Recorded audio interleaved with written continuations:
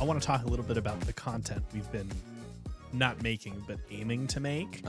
So like this podcast is a really, really good example of long form educational content.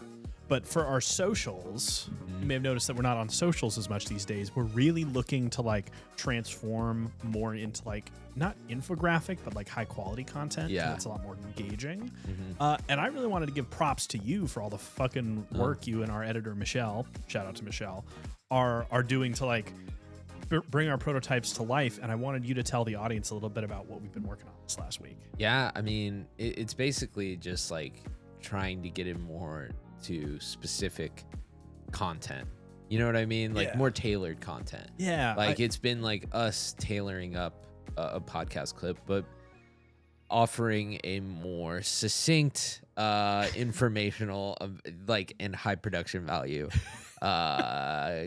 video. Well, because like those Stanley Parable videos, a video game called The Stanley Parable. It's like an absurdist take on video game tropes. The best. Really love that. And I came across a fucking TikTok channel this morning where it was like Stanley Parable tropes, but like for absurdist and disgusting memes. And and I think that would be kind of really cool to adopt because I want to get serious about posting on LinkedIn. And so I've been setting up a new LinkedIn pipeline, not to be the fucking worst, for us and a couple other people that are on our team. And so we're just really looking to find ways to like subvert expectations and cut through the noise. Cause like LinkedIn right now has got they've got a huge video content problem. Oh yeah. Because like, so if you don't know, LinkedIn has really been pushing video content the last 6-8 months, or been trying. By pushing, they mean like trying to get people into it. Yeah. But the problem is everyone's using AI to make LinkedIn posts right now, or even if they're not, all the LinkedIn posts sound the same. Yeah. They have the same structure. There's a very, you have to like trick people into reading Here's it. what I learned as a product marketer with 16 kids. Yeah, like here's what shoving this bowling ball at my ass taught me about B2B sales. Yeah. And it's just, me and a lot of other people get sick of reading that. And only people on LinkedIn tend to be people that want things from you. Yeah. Salespeople, recruiters, etc. And so the net result is that it keeps people from spending time and hanging out on the fucking platform. Yeah. Which means that video content can't get traction. And additionally, video content is safe for LinkedIn because then they know you're a human. Yeah. If you're it's harder to fake high quality LinkedIn content. Yeah. They know you're a human. And so fucking LinkedIn is really caught in a bind here because they're like, well, we can't push videos until we get people to hang out here, and we can't get people to hang out here because we haven't been able to push videos. So anyways, that's why like LinkedIn's chief marketing strategists and chief marketing officers have been doing like pushing like infographics. They've been doing like an actual targeted campaign to their users saying like, oh, use LinkedIn. They went on Diary of a CEO to talk about it with Stephen Bartlett. They partnered with his team. Really interesting stuff. Yeah, I mean, they even divide it out. I don't know if you've seen like on your phone. I've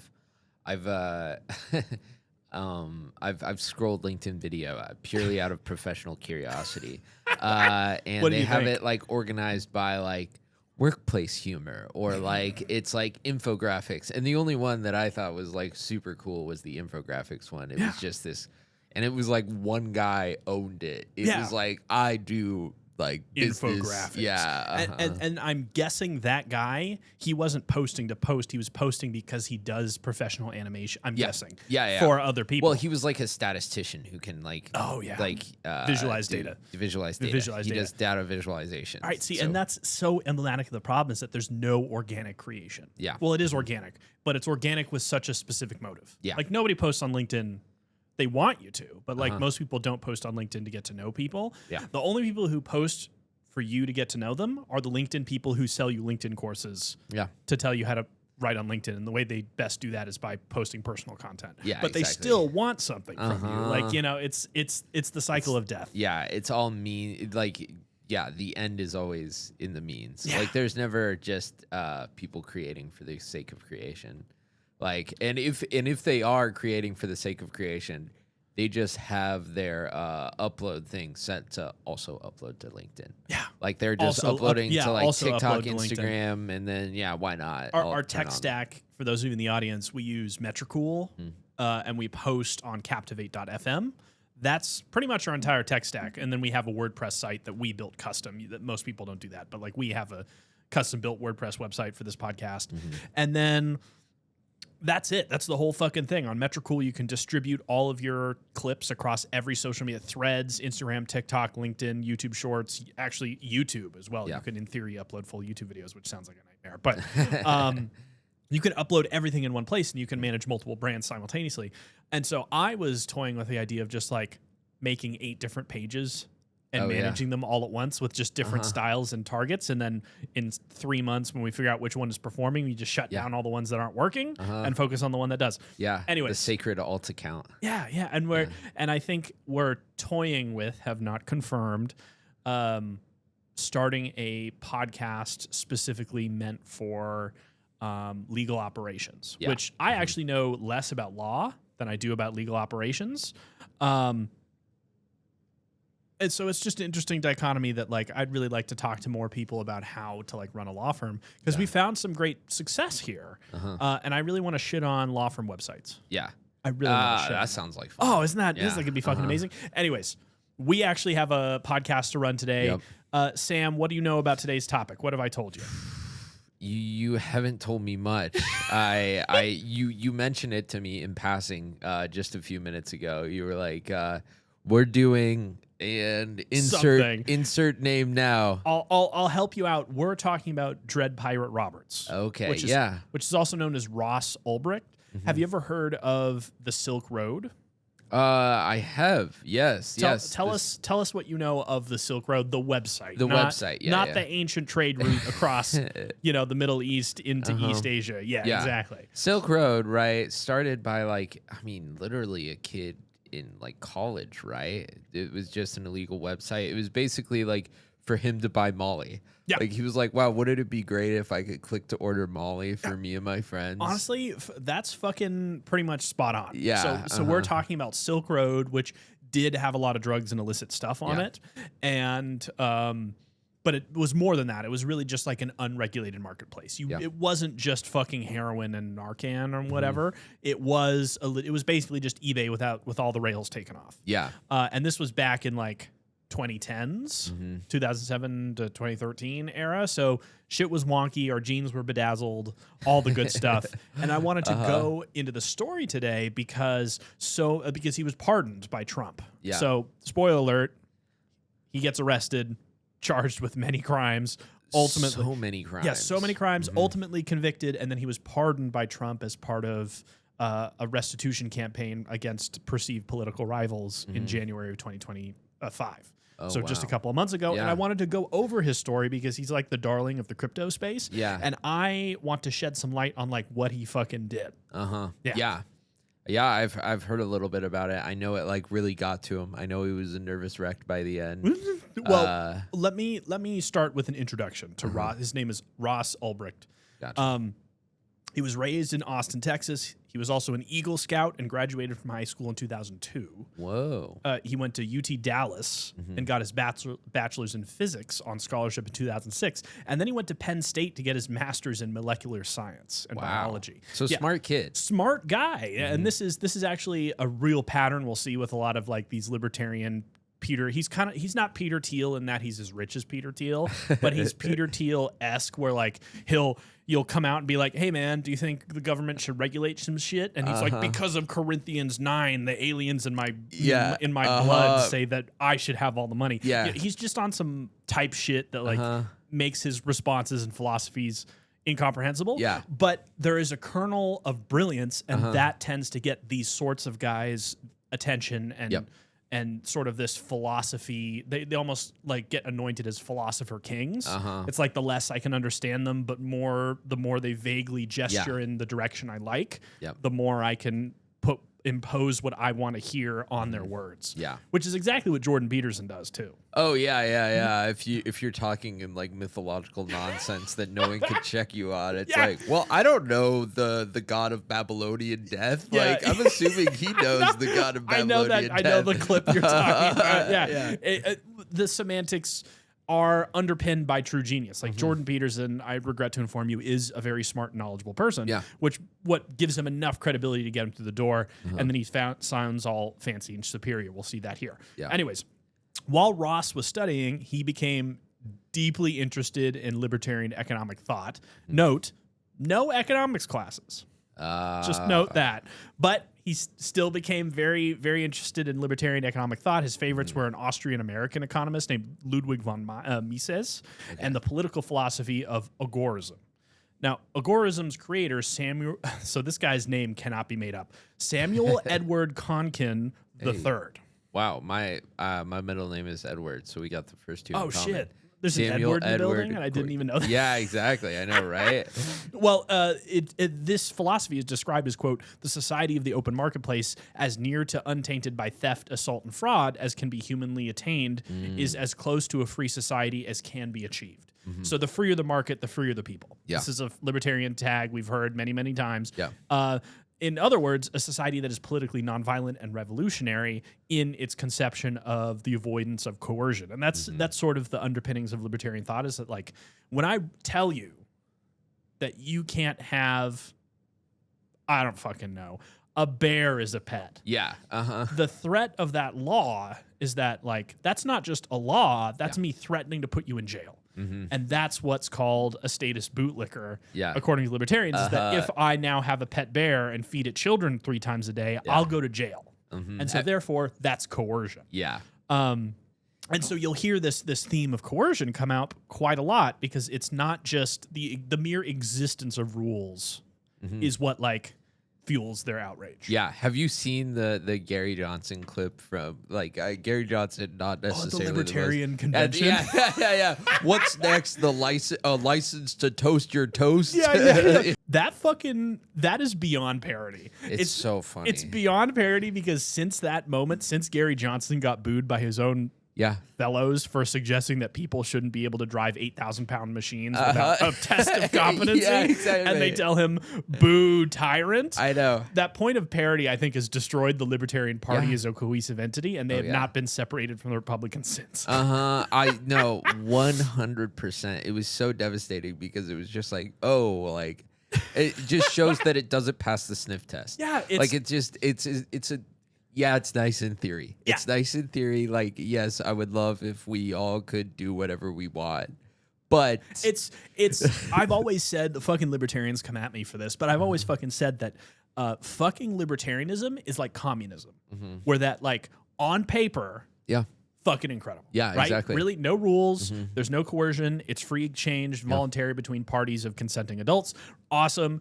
On the other hand, communism, there's no private property, because all of your needs are met, to each according to his needs, to each according to his ability. The famous tagline. On one hand, you get chaos where, like, suddenly society completely breaks down because there's no ability to keep social order. Yeah, exactly. And on the other, you have ultimate authoritarianism, and the conception of true communism never comes about. Yeah. In both instances, you get people who say, well, if we just X'd harder, we would achieve true Y. Yeah, exactly. Yeah, like Stalin's egalitarian agrarian society utopia. That it wasn't existed. True communism. Yeah, and true. same with, like, because like that's what they always say. They always say that shit. It wasn't true communism. It was just a transitionary phase. They never transitioned out of it. And then the same thing with the fucking libertarian society in New Hampshire, where they like took over the local government. One of our first episodes is on the town defeated by bears. Look in our feed. But the same shit happened. So we're like, well, now we're in charge. The entire society fell apart. Yeah, it became chaos, and everyone was fighting each other in the streets, and like they didn't have. Anyways, I don't think very highly of either conception. Yeah. I think the libertarians are so funny. Yeah, they're funny. They're very funny though. Well, it's so interesting because, like, libertarians were independent right up and around that video in 2012. Yeah. And then after that, they got subsumed into Trump's campaign, and they've never left since. Yeah. Or maybe, like, Gary Johnson was getting national television back in 2012 in a way that no libertarian candidate has ever since. Yeah, exactly. They've just been off. They're kind of like Jill Stein in the Green Party, only they don't come out of their hole anymore every 4 years to talk about how stupid Biden is. Yeah, But anyways, after a long interlude there, maybe we'll cut that down. Yeah. We'll see. After he graduated with his master's in 2009, so we're in 2009 now, Ross tried a few different things. Notably, not molecular science. So he did not go into the field of which he studied. First, he tried day trading.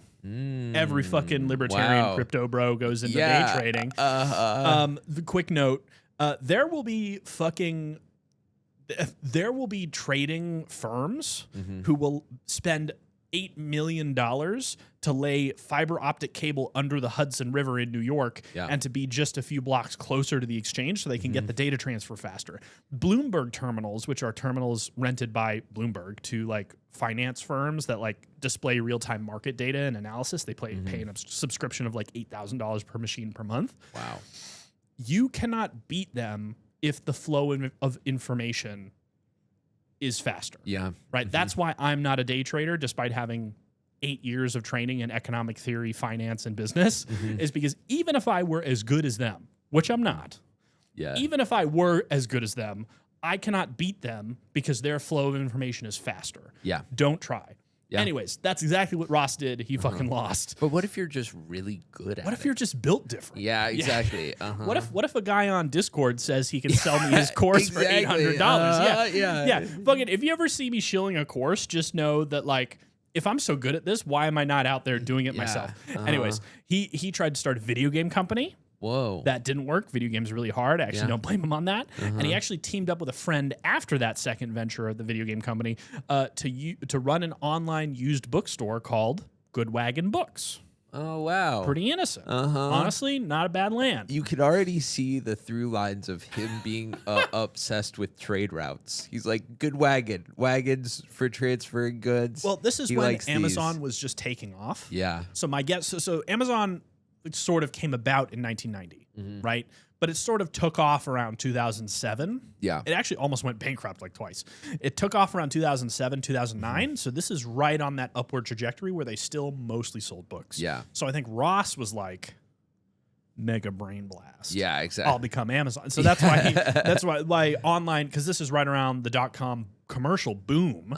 Not the .com bubble at the turn of the century, but like in 2009, there's like, oh, this is where the market is normalized. Everyone's moving online for online e-commerce. Now's the time. Yeah. So I don't think it was. I think he was trying to gigabrain his way to a finance hack, and it didn't fucking work. Yeah. It stuck for a bit. Actually, it did work, but it gave him like some stability, and it worked for a while. There is a whole story there, but it's not nearly as interesting. So for the sake of time, we're going to move past it. Gotcha. But he had a job now. That's the big takeaway. He had a job, a master's degree, and he was thriving. He wasn't jumping around doing a new venture every 6 months.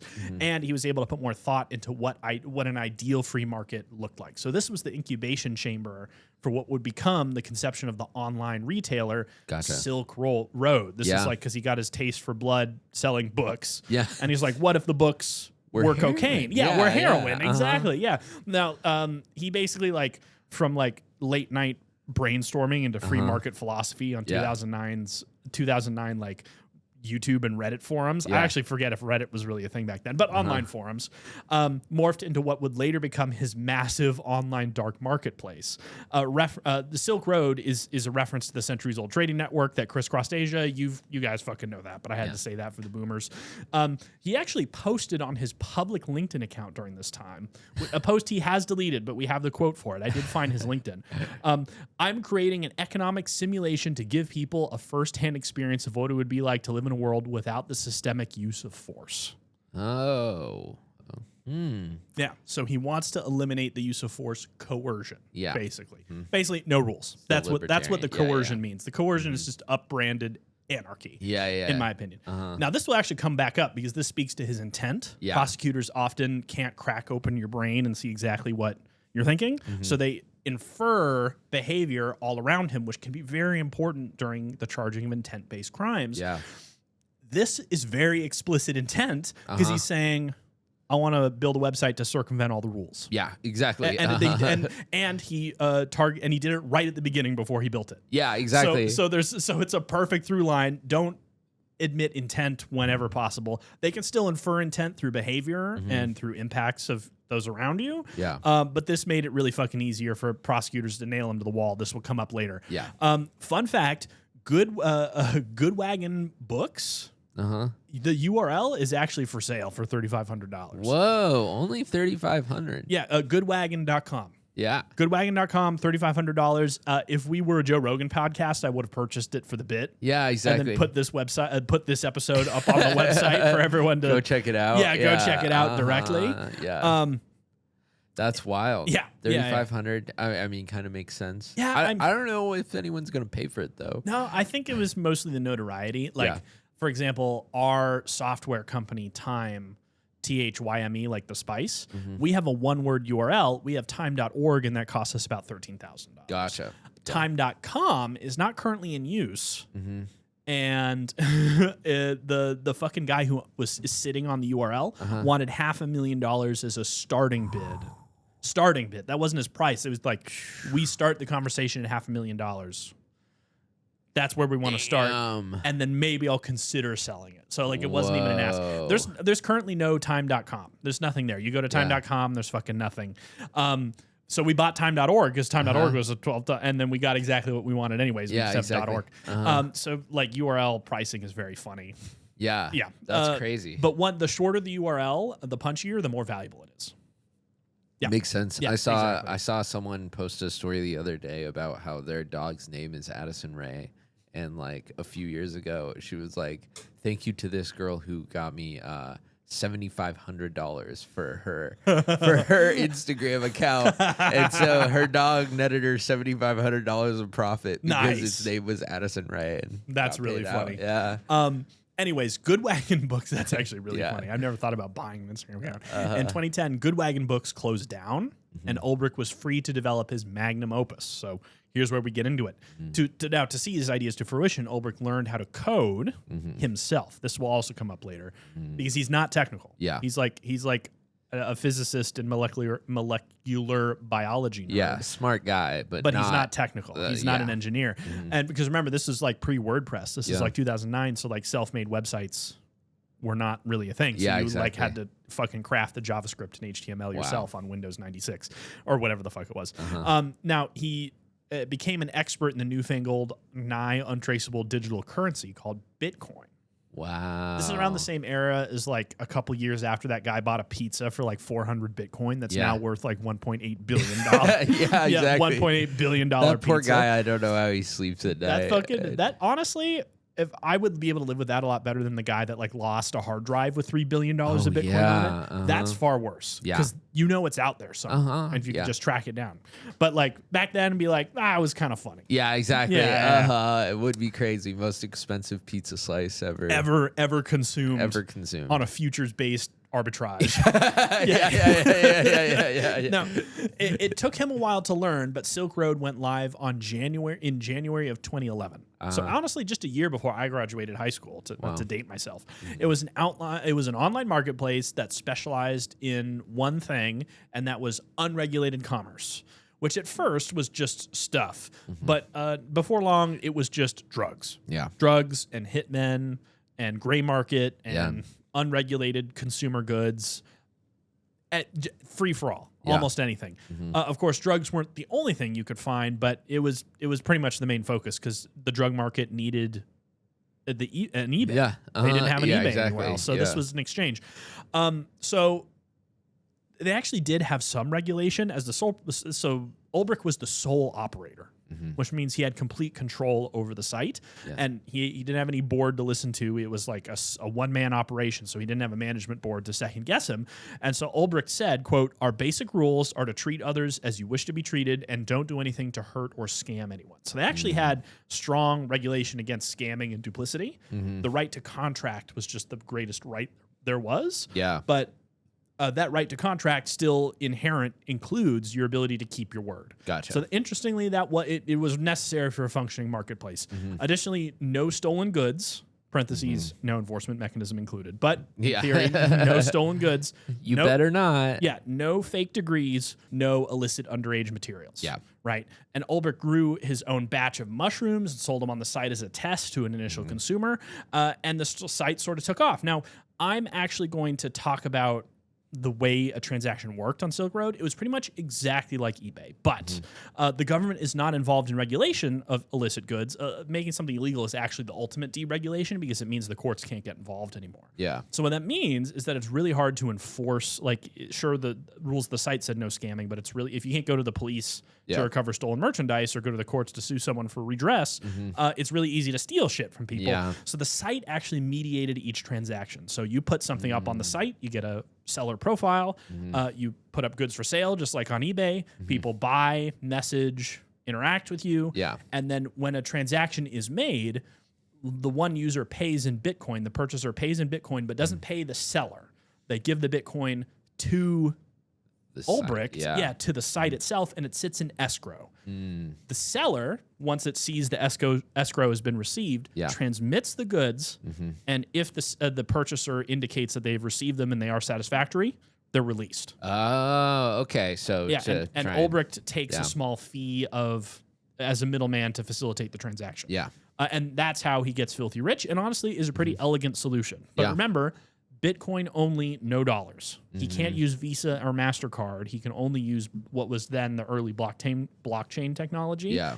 And that means there's a lot of volatility too for longer transactions. Like if you held Bitcoin for a long time, like if it was like, I'll give you this Bitcoin for you growing me 50 pounds of psilocybin mushrooms next year. Yeah. By the time next year rolls around, that 300 Bitcoin you put in the wallet might be worth way or less more. Yeah. So it tend to constrain transactions to short-term, small volume transactions. Gotcha. Generally speaking. But there's also services.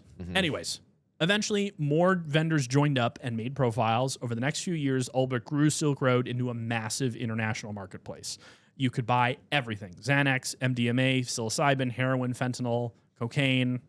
You could also buy like services. You could buy prostitutes. You could buy not just materials in theory, but the largest market was drugs. Users could even leave reviews of sellers. So you actually had like a public reputation, and you could actually get like star reviews for the quality of their products and whether or not they treated you properly. So a lot of these sellers actually worked really hard to service their customers. A very interesting microcosm. I love the idea of a drug dealer with a customer support wing of his team. He's like, here's my customer support. Yeah, they actually handle all the emails. Well, that's I actually have a friend in cybercrimes, and like when you get hit by a ransomware attack, the criminals will like lock all your machines, and then they'll give you like a support email or a chat window, and they actually have really polite, diligent, assistive customer service because they want to facilitate the transaction. Yeah, exactly. And they don't want to make it hard to do. So it's like really interesting dynamics, and they'll always follow through. Like if you pay a ransom and then they don't release your data, then all that's going to happen is like the next person they hold ransom will see that they didn't do what they didn't follow through, so they won't pay the ransom. So it's actually in their best interest to not only provide you an quote unquote excellent service, but also to follow through with their word once you've made good. So it's so funny. I kind of like it's a little spooky, but also it's so funny that it's like there's someone who's sitting there. Hi, let me like in a Midwest call center.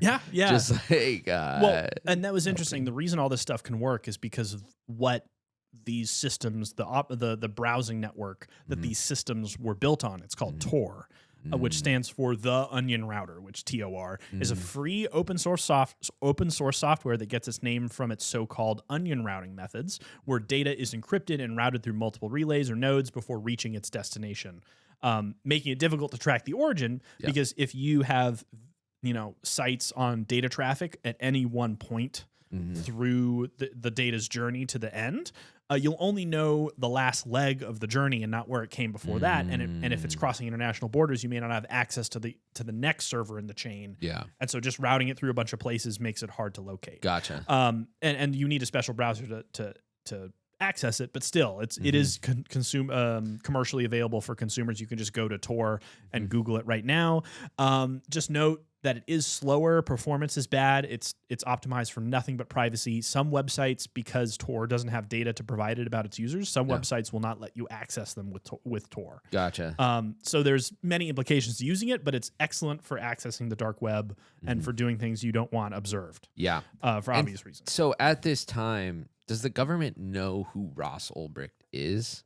No, that's an excellent question, because we're just about to get to that. So this has been a big problem for the U.S. government because Bitcoin is not fucking taxed. Bitcoin is much more niche back then, and that makes Ulbricht means he's not paying any taxes, and that doesn't make him a drug dealer. It makes him something much worse. a tax cheat. Yeah, Yeah, exactly. fucking get that guy. The worst thing you can be in the eyes of the government. Yeah, exactly. Jeez. That's what they fucking got Capone that way. Yeah. So, anyways, Tor, Silk Road was very hard to access. It was very niche.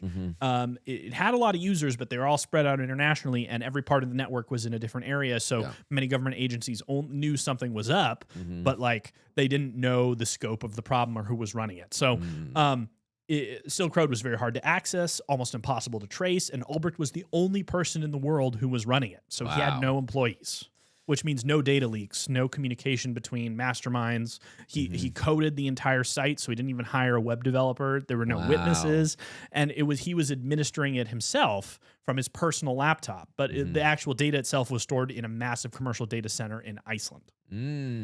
He adopted the screen name Dread Pirate Roberts, taken from the seminal 80s movie The Princess Bride, which is one of my favorites. Never deal with Sicilian when death is on the line. Yeah, exactly. Yeah, so this has set up a big fucking problem for the crazy. But the idocaine powder. If you fucking surely I would know that you would know that I would know that. I would. Yeah, I love that movie. Mike Superior.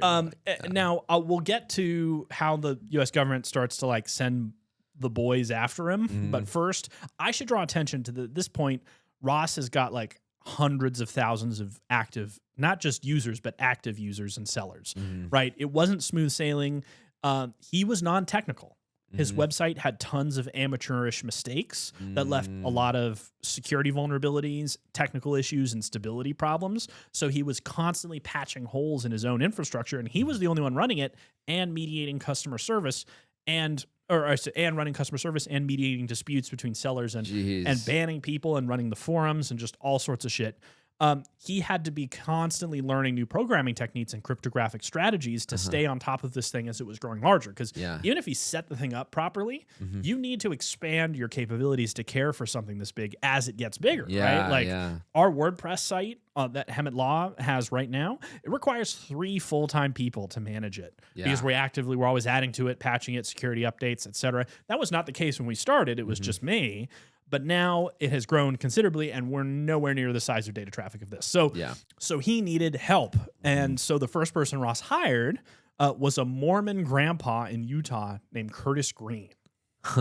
Now, who was a libertarian? Presumably. Yeah. He ran the health and wellness forum on Silk Road, so that's how we knew him. He was just like a really active member of the community. Yeah. And presumably he was okay with all the drug trafficking, so fucking Ross didn't have anyone else to turn to, so he just fucking reached out to Curtis. That's so funny. Now, good old Curtis actually used the screen pseudonym Chronic Pain, as he had been using drugs for years to combat his old workplace injuries that he had gotten before. And he actually, my apologies, my notes say he didn't just start run the health and wellness forum, he started it. Okay. Ross saw the good work Curtis was doing and offered him a job doing customer service, responding to emails, resetting passwords, mediating disputes. But more people, I should point out that more people meant more vulnerabilities. Yeah. And not only was Curtis not technical, but Ross had no management skills. Yeah. So that's going to come. I know this is a long setup to your question. Well, he's already running around like a chicken with his head cut off. Yeah. Like it feels like he has no idea what's going on. Yeah. I mean, this hasn't been done before. So I've described Ross a little charitably right now. He's just a free market capitalist. I mean, maybe I don't agree with him, but he's like trying to do something that his heart's in the right place.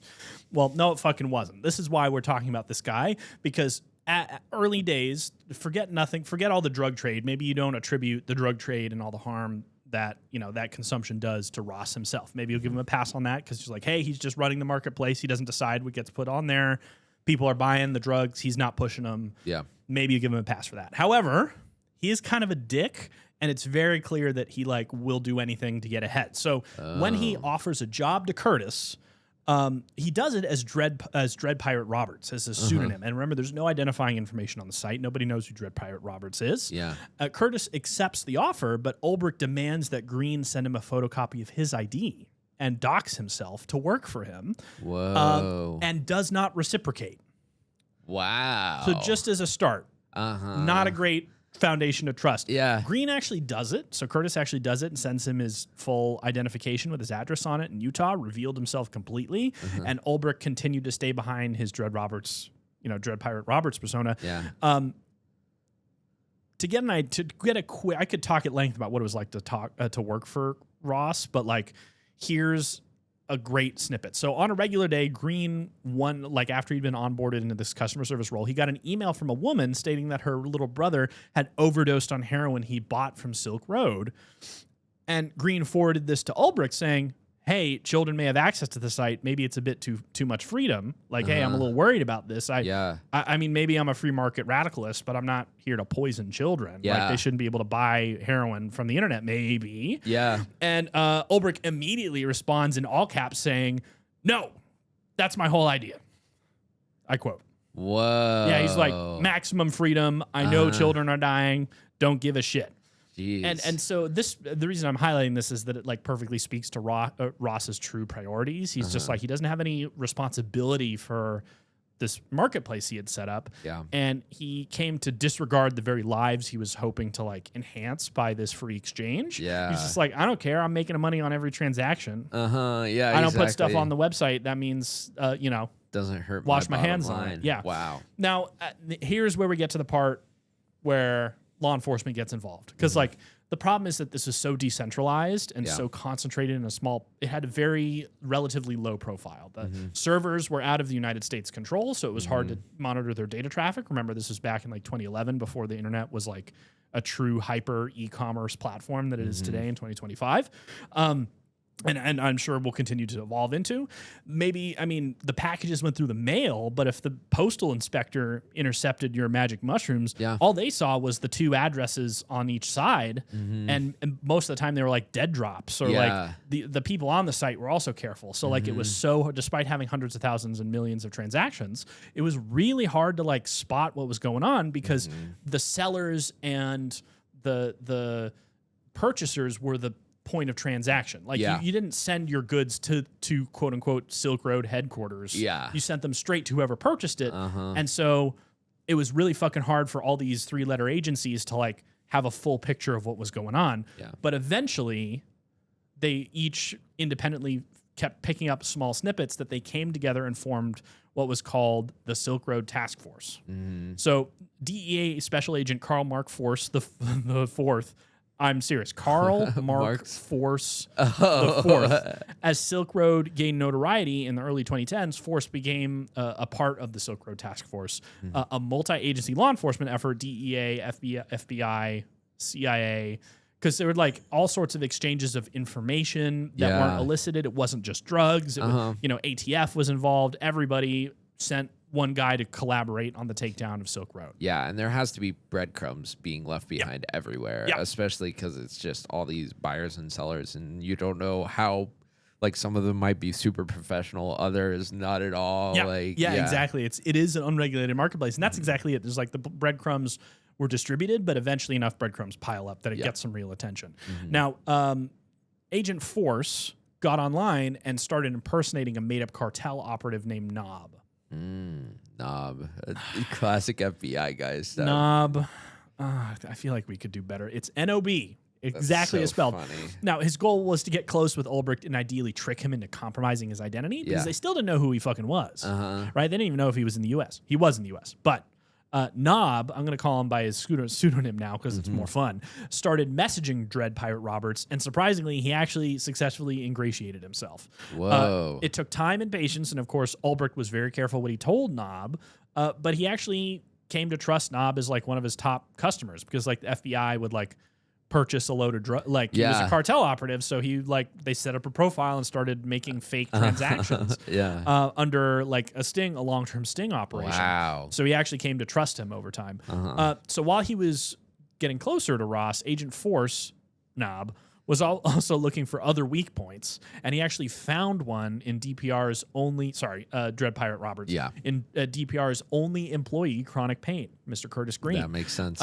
Acting as Knob, Agent Force arranged for a shipment of cocaine to be sent to Chronic Pain, and knowing this fucking guy was dorked out of his mind constantly. I mean, it was kind of sad because he was like an old guy who had tons of workplace injuries and he was just trying to self-medicate without health care. So I feel a little bad for him. But they sent him cocaine, and then they had a SWAT team waiting outside his trailer and put in place for the arrival of the shipment at Green's residence.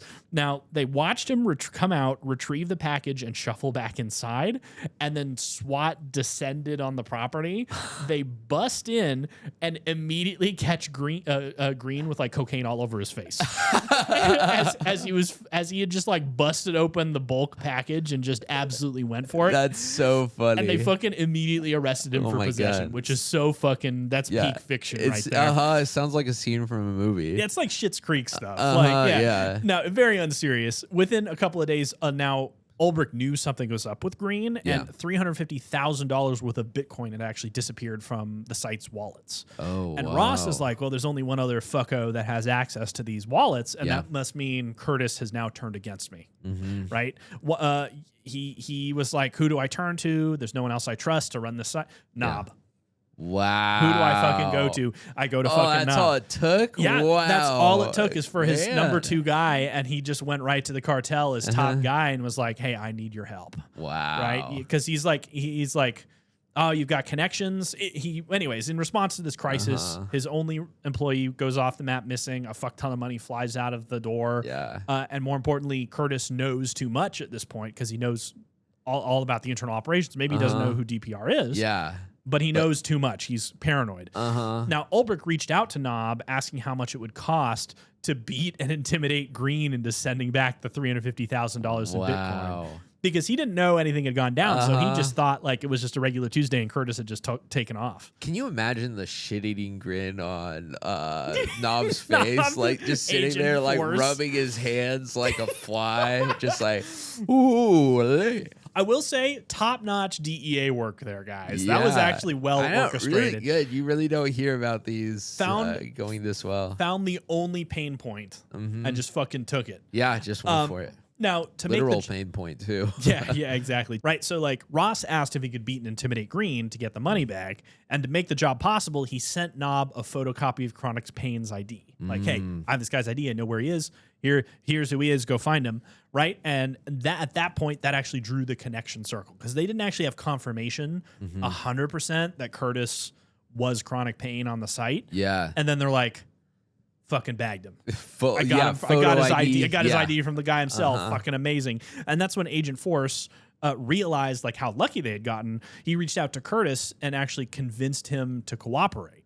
Wow. So they had actually sent the SWAT not to find Curtis specifically, but just to get whoever, like, because they shipped the cocaine to Chronic Pain's profile. Yeah. And then followed the shipment now that they were aware of it to the source. They did not actually know if Chronic Pain was like the same guy running the site, or if it was just multiple people using the same account. Yeah. And so that fucking locked it down for them. Yeah. And so he reached out saying like, hey, you're never going to believe what your fucking boss told me to do about this situation.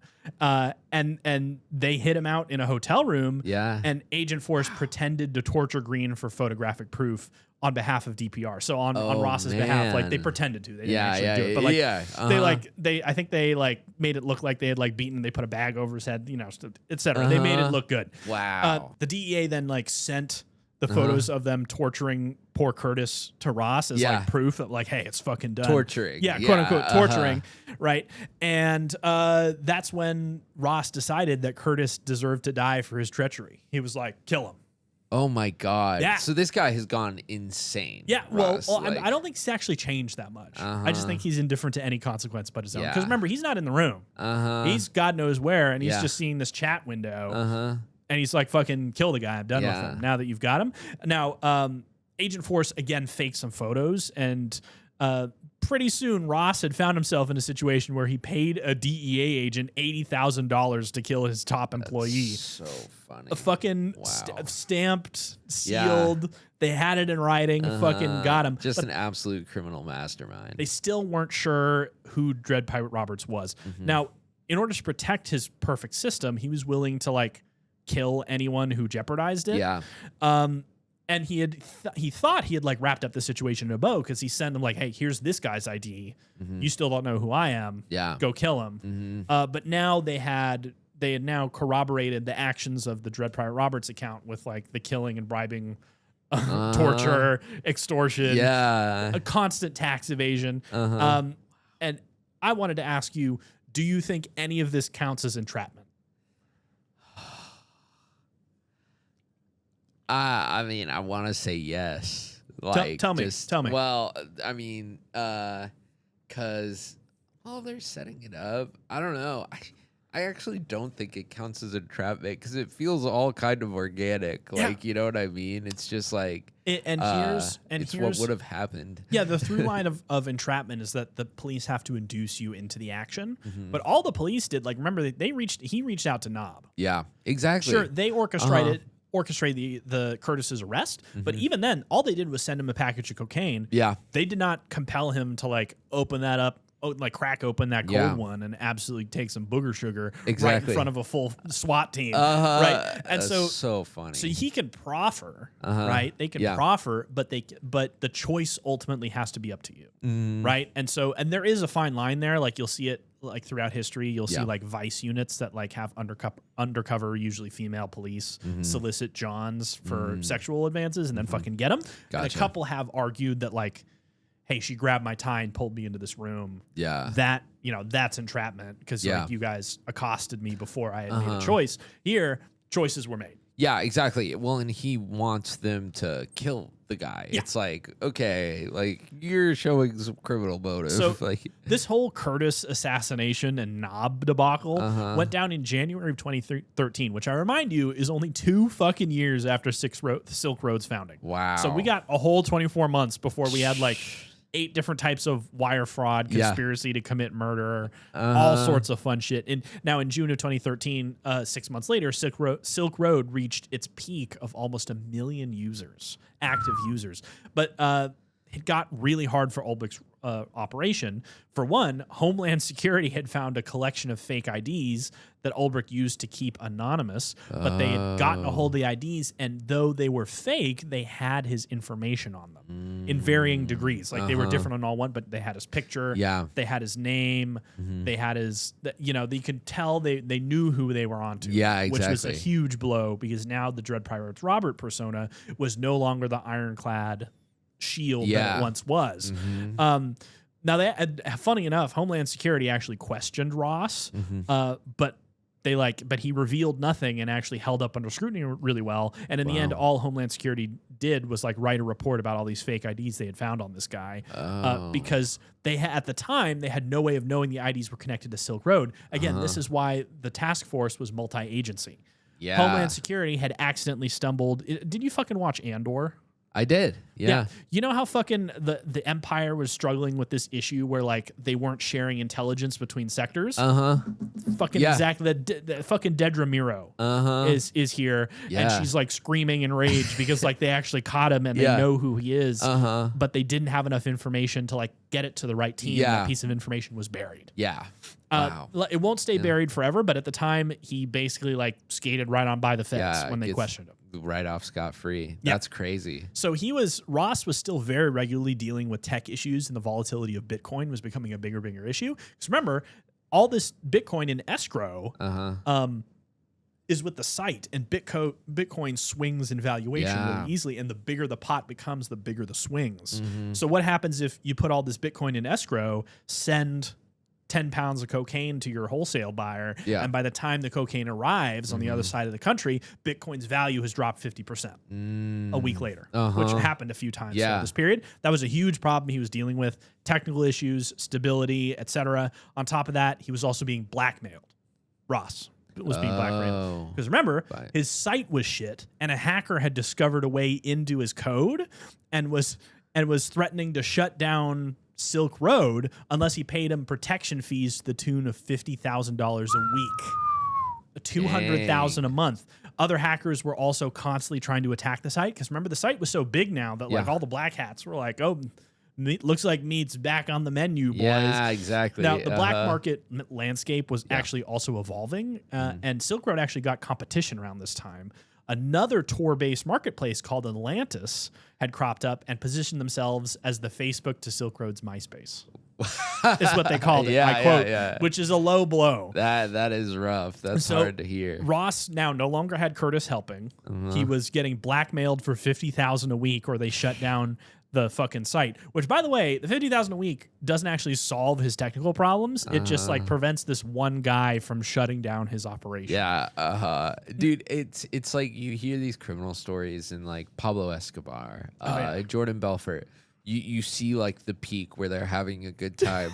For him, his peak is just like in a closet, just like hoodie over, sweating, looking at notifications. Like definitely not on an island with strippers. Yeah, exactly. Like, there's nowhere tropical to be found. What a brutal, terrible criminal uprising like for you to experience. So he was Ross fighting off all these contextual challenges was like really looking for legitimacy. So he actually started communicating with the infamous biker game Hell's Angels. Oh, wow.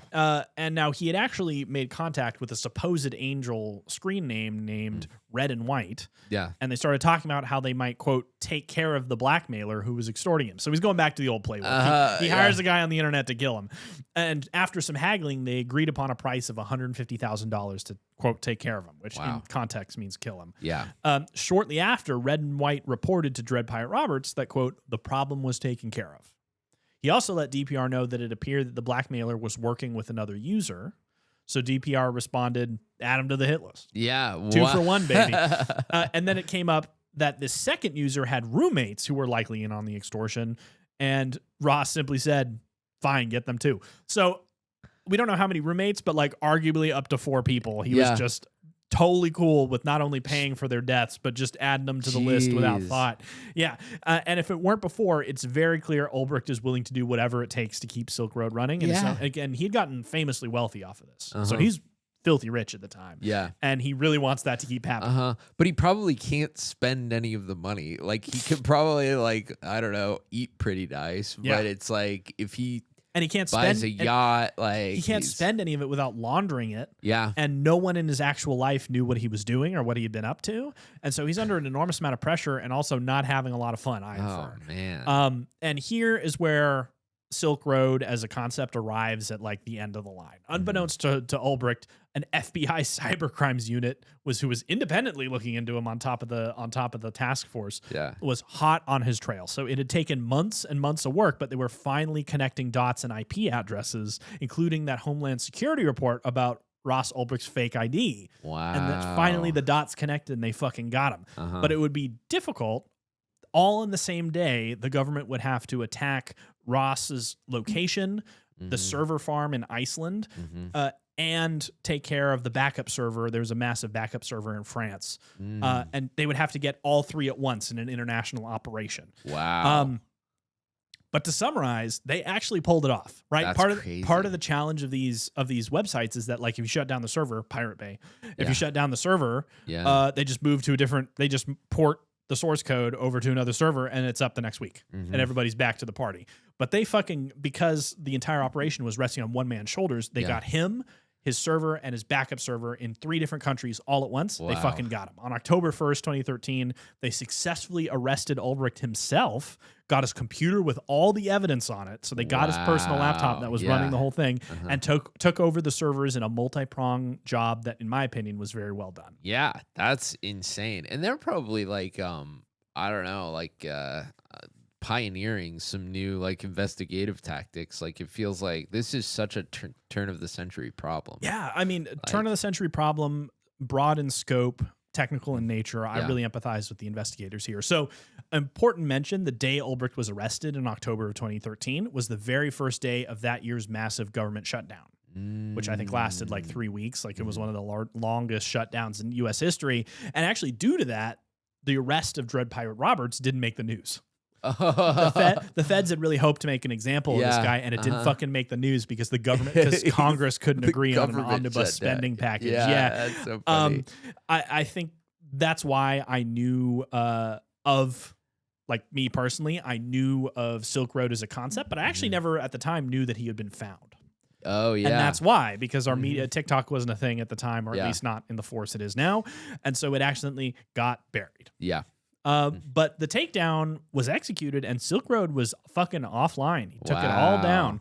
Ross Ulbricht's story is far from over, though. He was soon facing a variety of federal criminal charges.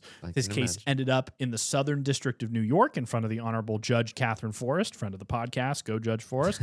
and his whole criminal case lasted from September of 2013 to June of 2015. Wow. Now, his defense, and there were many of them, this was a very complicated case, but the crux of his defense that he relied on most strongly was that his attorney argued that Ulbricht wasn't guilty as he had created Silk Road, but supposedly had sold it shortly thereafter. He was basically hiding behind his pseudonym. Saying like, oh, all that's Dread Pirate Roberts guy. Yeah. We don't know. Different guy that paid for all those hits. Yeah, but fucking, they had his laptop. Yeah. All right. They got him. That didn't, TLDR, I don't want to drag you through the whole thing, didn't fucking work, right? That maybe if they didn't have the laptop and the servers and the backup server, but they had full digital fingerprints on this guy.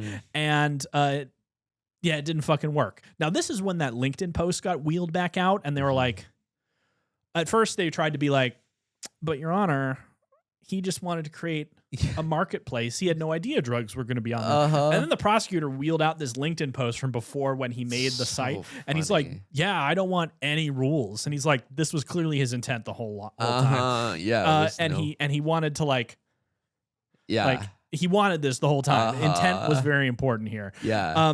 Now, plus, according to prosecutors, Ulbricht had to pay a total of $730,000 for at least 6 people to be killed in the name of Silk Road. So he had almost $1 million in fees just from hit jobs. Jeez. Well, and plus tip. Yeah, you know? plus tip. Insane after the rates. hitman whacks the guy, he spins the little iPad around and he says, just going to ask you a little question there. Yeah, exactly. So he had spent nearly $1 million.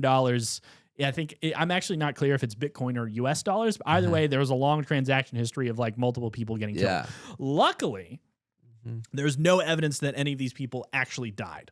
But I should make when it comes to crimes, generally speaking, it's enough that you intended it. Yeah. Right. So if you attack me and with a hammer and you're trying to kill me and I live, you can't be like, well, he lived. He didn't die. Yeah, but he didn't die. Yeah, but my intent wasn't fault. Doesn't matter. Yeah. The criminal act isn't the outcome. The criminal act is the attempt. Gotcha. Right? And so TLDR, you can't incompetently attempt crime and then claim because you didn't pull it off, you shouldn't be punished for it. Like I can't poorly like plan to heist the Ocean's 11 MGM Grand Casino, and then if I get fucking caught in the lobby, I'll be like, but Your Honor, all the money's still in the bank vault. No, but Your Honor, I'm incompetent. Yeah, pretty much. Yeah, exactly. Yeah, so it didn't really matter whether or not these guys were actually killed. All prosecutors had to do is just show that he tried to have them killed. So after a year and a half of trial and investigation on May 29th, 2015, Ross Ulbricht was ultimately found guilty of 5 serious charges, 1 each of distributing drugs, engaging in criminal enterprise, conspiring to commit money laundering. Remember, like, tax cheat. At this point, we had Al Capone rules, so hello, Rico. Conspiring to traffic false identification and conspiring to commit hacking. Yeah. He received 2 life sentences. The criminal enterprise one was what really killed him because judge can has discretion at sentencing, and this was a big criminal enterprise. Yeah, so he got 2 life sentences plus 40 years on top of that. He was ordered to forfeit the Silk Road profits of $183 million of Bitcoin in victim restitution. Wow. Now we'll actually come back later to this. This has huge ramifications for his pardon. So years later in 2021, police took down a hacker that had stolen a shit ton of Bitcoin from Ulbricht back in 2013. Because remember, poor technical skills. Yeah. These hackers were running circles around him. He hadn't been able to get it back before police took him down. Right? He was looking for this crypto and it was on a hard drive and he got busted by the cops, so he never came after the hacker. Yeah. Now in 2025, it's worth over $5 billion. So a portion of it finished off the debt owed to the court. Yeah. And the rest of it was seized to the Department of Justice. That one must have hurt until it was returned to him with his pardon, which we'll talk more about that later. $5 billion? Potentially. Yeah. We don't know how much made it back to him. But anyways, I will talk about victim restitution and the implications of pardons later at length. But back to court proceedings, Ulbricht was also indicted in the District Court of Maryland on state charges. Or excuse me, not state charges, in the District Court of Maryland, where he was charged with distribution of drugs and attempted murder.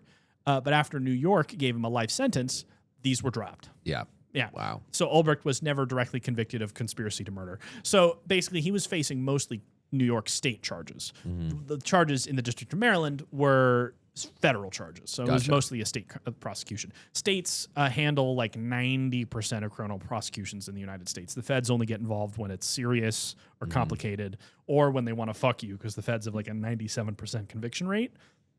To be fair, they have such a high conviction rate because they pick their cases very carefully. But anyways, just know that most criminal prosecution handled at the state level. This is why district attorney elections are so important. Yeah. Anyways, however, he wasn't the only man charged. Remember poor, Mr. Green, Curtis Green, chronic pain grandpa in Utah? He wasn't killed because, remember, he hired the DEA to kill him, and the DEA did not kill him. In 2016, Green was found guilty of possession and conspiracy to distribute. He was sentenced to 2 days in prison and 4 years of supervised release because he was just simply too old to put in jail for a long time. And remember the guy who killed Green, Agent Force? Yeah. A.K.A. Knob? Yeah. During the investigation into Ulbricht's crimes, it actually was discovered that Force was crooked and corrupt. Oh, shit. Yeah, so it was true that Agent Force had been assigned by the DEA to work undercover to gain info from the leadership of the Silk Road. But that meant he was in with the Silk Road.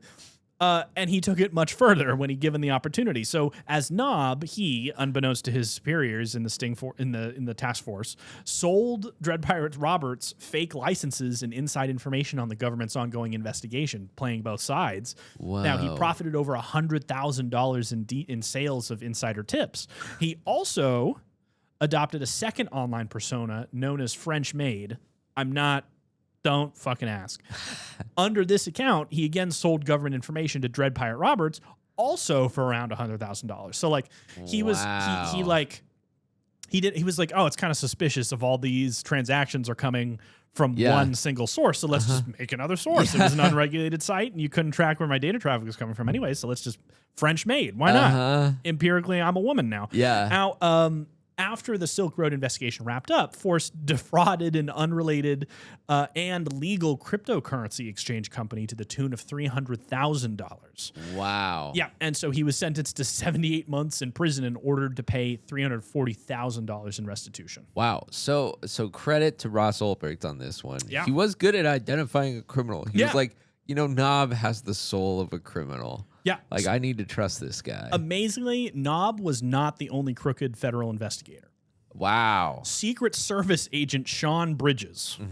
As we know, Agent Force had been working under the Silk Road Task Force, under which Secret Service agent Sean Bridges was also working. I don't know if they just keep finding him. I don't know. Bridges was part of the team that seized Curtis Green after he opened his delivered parcel of cocaine. DoorDash the cocaine. Upon seizing Green and his computer, Agent Bridges proceeded to use his account to steal the $350,000 worth of Bitcoin from the Silk Road accounts. So fucking Green was faithful to the end. Yeah. It was a Secret Service agent who stole the cryptocurrency. Wow. And if it was and that's what prompted him to reach out to Knob to request the hit on Curtis. Wow. So that's crazy. Ironically, it was this very chain of events of fraud that like caused Roberts to freak the fuck out and go back to his fucking guy, which brought the whole enterprise down on top of him. Wow, that's crazy. Yeah. So the recklessness helped them. Yep. Still. so to recap, Bridges and Force found Green, sent him cocaine and arrested him. Yep. Then Bridges abused Green's account to steal Bitcoin, and Roberts reached out to Force to intimidate Green into giving it back, which brought up like the charges of conspiracy. Force sent pictures of Green's supposed torture, which was sent to Ross and prompted him to make the call to have his employee killed, which was used against him in court. Yeah. It seems that in the end, Ross forgot about the money, so Bridges actually got away with it for a number of years. He just because he was making money hand over fist. Yeah. It was the principle to him. He was like, he stole from me, make him, and he died, and you're like, oh, well, I'm not getting it back. He was probably just, I don't know. Yeah. I'm making so much money anyway. Who gives a shit? Yeah. I wonder whether or not Force and Bridges were in on it together, but like, hard to say. And in my opinion, if I'm ever committing crimes, I won't bring another person in on it. Yeah, exactly. Because like the fewer, if there's no external communication to get your intent out of your head, the less intent signals you can make. Yeah. Which is like, for example, communicating with other people. Yeah. The harder it is for prosecutors to prove if there's an intent requirement in their statute that they're prosecuting you under. Yeah. Ultimately, Bridges was also found guilty, and he was sentenced to 71 months in prison in order to forfeit the $651,000 he had stolen. Wow. That's crazy. Fucking nuts. So these guys are getting locked up too. Yeah, well, I'm glad they caught him. Yeah, exactly. Yeah. I know, crazy. We're fucking done with those guys. Crooked cops that somehow propelled the investigation to success. Yeah, I fucking don't want to dwell on that too much. So funny. Now, let's turn back to Ross Ulbricht. He was sentenced to 2 life sentences plus 40 years, but he wasn't going to just give up. So in January of 2016, he went to the Court of Appeals of the Second Circuit to plead his case. His argument was that during his first trial, the DEA had withheld important info regarding the discovered corrupt federal agents, and that his sentence was therefore too harsh, or that he hadn't gotten a proper trial because exculpatory evidence had been withheld, or at least the knowledge that there was crooked impropriety. 1 year and a few months later, the appeal judge basically said, fucking no. In a 140-page opinion, he denied its motion. The conviction stands. Following that rejection in 2017, Ulbricht went on his final Hail Mary, and he went to the U.S. Supreme Court. Wow. 21 different organizations filed amicus. And so amicus curiae is called amicus briefs. It means friends of the court. Yeah. Basically, it's basically just like public comment. Gotcha. It's not really public comment, but it's like you can submit a brief arguing for a philosophy or position that the court will read and take under advisory, even if you are not necessarily a party to the lawsuit. Yeah. Okay. Which they permit in cases like abortion cases. Get hundreds of amicus briefs from the ACLU and the fucking Moms for Utah Life and like interesting parties. Yeah. And what this indicates is that Ross had actually sort of acquired folk hero status because people hadn't paid attention to all the times he had tried to kill people. They just focused on the free commerce stuff, and they're like, oh, what the government coming down on corrupt DEA agents, fucking putting the everyman away again. And it's sort of this folksiness had sort of glommed around him for building this amazing site. Yeah. Including the National Lawyers Guild, American Black Cross, Reason Foundation, Drug Policy Alliance, Downsize DC Foundation, all these guys who like were against criminalization, against government regulation, filed in support. The U.S. government, on the other hand, filed in opposition to Ulbricht, saying like, we don't want this fucking guy to get certiorari, which means the court will hear your case. We don't want him to get cert. Don't fucking do this, court. Please no. Yeah. And now, in the end, the collective efforts weren't enough. In June of 2018, the Supreme Court declined to review Ulbricht's case. Wow. Now, despite his failed appeals, people didn't fucking forget about him. He was like a folk hero in federal prison now. Yeah. Shortly after his 2013 arrest, the Free Ross movement found some ongoing and enduring support. There were social media campaigns, merchandise, petitions that got over 600,000 signatures. Wow. And over the last 12 years, the movement garnered significant support, mostly from fellow libertarians and crypto bros, but also from prison reform advocates and cryptocurrency enthusiasts. I think some of these people are like not aware of the specific details, and they're just looking at the zeitgeist. And the zeitgeist says like, oh, it's just a guy who he didn't even put the drugs on the site. It was just free commerce. And oh shucks. And I think that they're sort of being taken for a ride here. Yeah, and I think it's easy to make Ross look like a sympathetic character because he was just trying his hardest. Yeah, and it also turned into a fantastic story of free enterprise in the American dream, and the Libertarian Party as an institution latched onto this. In 2020, the Libertarian Party actually vowed to pardon Ross if they were elected to power, and in 2022, Congressman Thomas Massey called for the commutation of Ulbricht's sentence. So like he was like really getting up there in Congress. During his 2014 presidential campaign, here we get to modern times, not 2014, excuse me, 2024 presidential campaign, Donald Trump actually spoke to the May Libertarian Convention and announced his plans to pardon Ross if he were to make it back into the White House. Wow. This was a calculated, targeted move to rally the cryptocurrency space and the libertarian vote, which had not had independent political power since 2012 or so. And Trump needed them because his campaign knew he needed their support if he was going to win the nomination over Kamala Harris. Now, the thing to know here is that Trump didn't really care. He was like, yeah, sure, I'll just pardon this. It's easy fruit. Like, we'll just fucking... like there's very few unbridled plenary powers in our Constitution, but the power of the pardon is one of them. You can pardon anyone at the federal level for any reason, and no one can second guess you, not even the Supreme Court. So Trump, open, clear runway, and that actually happened. Trump won the presidency, and on January 21st, 2025, he pardoned Ross Ulbricht for his crimes fully and unconditionally. Wow. Shortly after, Ulbricht was released from prison, and he has since posted a couple of times on Twitter. And he recently took a road trip to the Grand Canyon, as far as I can tell. As for why Trump pardoned him, I think it's support for his political base. But what he said on Twitter was most poignantly at the time, quote, "The scum that worked to convict him were some of the same lunatics who were involved in the modern-day weaponization of government against me." So it was basically he used it as a juicing platform for his grievance campaign. And I think this is why I don't like this pardon. Trump, to date, has given more than... I think between all of his something like 115 political pardons, he has given something like $10 to $15 billion in financial awards. Because when you pardon someone, it voids the penalties related with your crime. And if there's victim restitution, you no longer have to pay that back, and you get to keep it. Oh my God! Right. So when you hear of a pardon. Don't just look at the prison sentence that they miss. See what they no longer have to pay back, and that's basically money in their pocket. Wow, that actually happened here. Trump actually turned around and used his shortly after January. Trump launched the Trump and Melania coins, which are right now still on the marketplace. And crypto bros dump money into the Trump coin to boost its value, which makes Trump more money. And Trump actually held like a cryptocurrency $100,000 per plate like dinner, where it's like, hey, buy enough crypto coin and you can get access to the president. Those were these people that he promised support for by freeing their folk hero. So know that it is all connected, and it is definitely not for, I think there's some inferences of like ulterior motives. We'll just leave it at that. What do you think? I mean, it seems like it when there's that much money involved, like $5 billion. Like, okay, well, I mean, that is a speculation. We don't know exact, but it's like a substantial amount of money.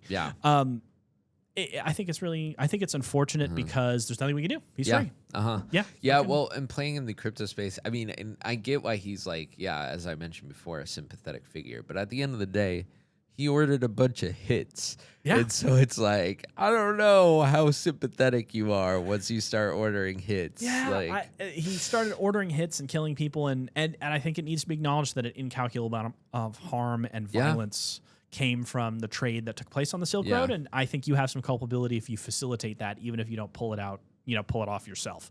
Now, I think I want to highlight the ways in which executive branch politicians are increasingly exercising their power to disrupt this justice system. Like the fucking all of the January 6th, I think, except one who refused her pardon, all the January 6th insurrectionists got a pardon, and so now the clear message is that if you fucking commit violence on Trump's or someone's behalf, there is a path to freedom at the federal level for you. And I think a lot of people in the DOJ probably are not feeling the greatest. And I'm sorry to end the podcast this way, but the truth is that Ross Ulbricht is now free, and he probably has some money. He's fared it away somewhere, and he's probably going to live a better life than a lot of people after hurting a lot of people. Sam, final thoughts. If you're gonna commit crime, do it in an original way so that you're sympathetic to libertarians. And do it in such a way that no nexus of investigation exists to come after you. That's our podcast for this week, guys. Thank you so much for tuning in. I started law school last week, and that's fucking awesome. Criminal law too, so that came in handy for this episode. Oh, nice. Gossipaboutprejudice.com. Help us keep the lights on. Follow us on socials. Leave us a review if you thought this video was fucking nice. I thought I did. I thought I did okay. We'll see if the crowd thinks that. Fuck yeah. Yeah. See you soon, Sam. See ya later.